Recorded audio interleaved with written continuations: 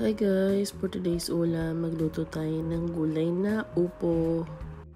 Actually, nakapag-gisa na ako. Naglagay na ako ng bawang, sibuyas. Ayun na nga yung manok na ilagay ko na rin at kamatis. Talagyan ko rin nga pala ng sotanghon. Ayan nga na, ilagay ko na yung sotanghon. Konti lang yung nilagay ko, tapos ginupit-gupit ko lang para maghati-hati sila. Hindi ko nga pala inubos lahat yung naka-plastic na sotanghon. Konti lang, hinati ko lang siya.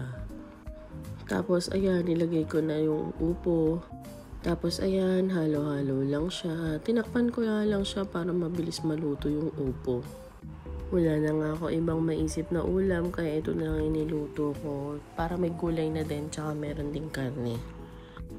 After ilang minuto na pag-iintay sa pagbabakulo, tingnan natin kung luto na yung upo o kung malambot na siya. So ayan na nga, nilagyan ko nga rin siya ng konting ginisa para sa pampalasa niya. Tapos haluin lang natin para hindi mamuo. Halu-haluin lang natin para magpantay yung lasa. Baka kasi pag hindi nahalo ng maayos, mamuo. Haluin lang natin ng haluin. Kasi yung gulay, baka may hindi pa luto. Baka yung ilalim luto na, tapos yung ibabaw hindi pa. Pati yung sotanghon na nilagay natin, baka mamaya may hindi pa luto. Lalagyan ko rin pala ng konting toyo. Ito na rin yung gagamitin kong pampalasim. Hindi na ako maglalagay ng asin. So halo lang ulit para mapantay naman siya. Mahirap naman kasi maalat yung sa ilalim, tapos sa ibabaw walang alat. Puro nga ako halo dito at buti na lang hindi ko nadudurog tong upo na ito. Ay dahan-dahan ko lang din naman siyang hinahalo. Minimake sure ko lang din kasi naluto lahat yung gulay pati yung pansit kasi mahirap na pag hindi luto.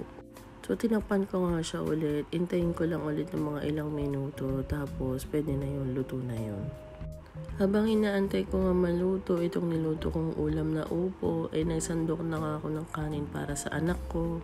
At nagsasabi ngang nagugutom na daw siya, ay sabi ko sandali lamang at maluluto na ang ulam. Ayan na nga at yung ulam ay kulong-kulo na. Tinignan ko nga ulit kung okay na.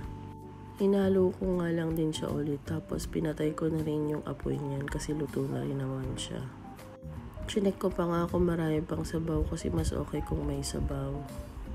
So ayun na nga, luto ng aking ulam na niluto, ang upo na may sotanghon. Tinikpan ko pa nga yun kung okay na.